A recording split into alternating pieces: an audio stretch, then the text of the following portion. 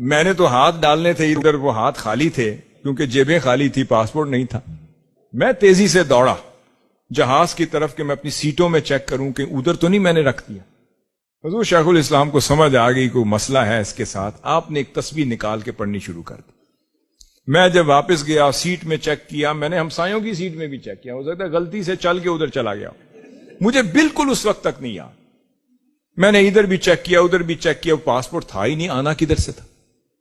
وہ پھر جب میں واپس ہٹا تو میرے ذہن میں وہ ساری ویڈیو وہ ریمائنڈ ہونی شروع ہو گئی.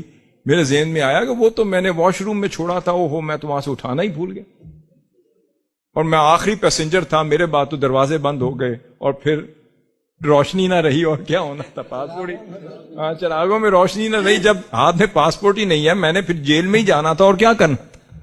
بھئی آپ دوسروں کے ملک میں پہنچیں، وہ آپ سے پوچھیں بھائی صاحب پاسپورٹ کدھر ہے، کس پہ انٹری ہوئی ہے، میں پاسپورٹ ہی نہ دکھا سکوں تو پھر میری منزل کدھر ہے، جیل ہی جاؤں گا، میں صرف اندر ہی جاؤں گا.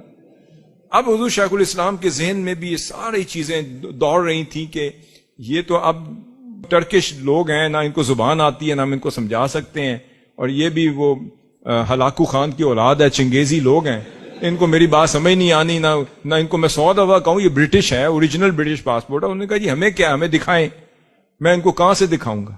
اور میں بھی پریشان حال واپس آ رہا تھا. قبلہ حضور نے میرا چہرہ دیکھ لیا، مگر میری خیر یہ ہوئی کہ آپ نے مجھے کچھ نہیں فرمایا. علامہ نسیم صاحب کچھ بھی ہو سکتا تھا، کچھ فرمایا نہیں. آپ مسلسل تسبیح پڑھتے رہے. آپ کو سمجھ، میں نے کہا جی لگتا ہے پاسپورٹ گم ہو گیا، کہیں رہ گیا، ادھر نہیں ہے میرے پاس.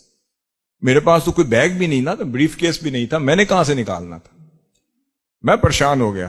آپ نے خاموشی سے اپنی تسبیح پڑھتے رہے. تھوڑی دیر بعد جب آپ نے سارے لوگ کھڑے ہوئے ایک ماجرا دیکھ رہے ہیں کہ اب ہوگا کیا، سب کو پتا چل گیا کہ حسن بھائی کا پاسپورٹ جو ہے نا کہیں گم گیا، رہ گیا. اب میرے ذہن میں نا وہ پورا تصور آنے لگ گیا. اس وقت مجھے یاد آ گیا کہ وہ تو میں نے واش روم میں چھوڑا تھا.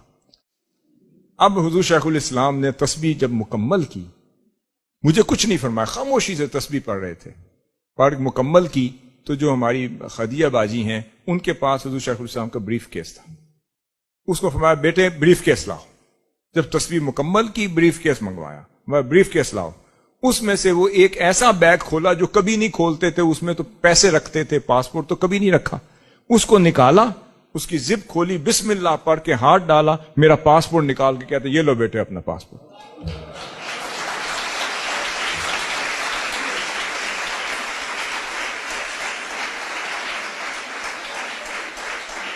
وہ جتنے لوگ تھے وہ قدموں میں گر گئے. میرے اوپر کیفیت فرماتے ہیں بعد میں کرنا، پہلے مجھے اللہ کے حضور شکر ادا کر لینے، مجھے اللہ کے حضور شکر ادا کر لینے دو. اس کے بعد کوئی ہاتھ چوم رہا ہے، کوئی قدموں میں گر گیا، کسی پہ کیفیت ہے، کوئی نعرہ لگا رہا ہے، ایئرپورٹ پہ کھڑے ہو.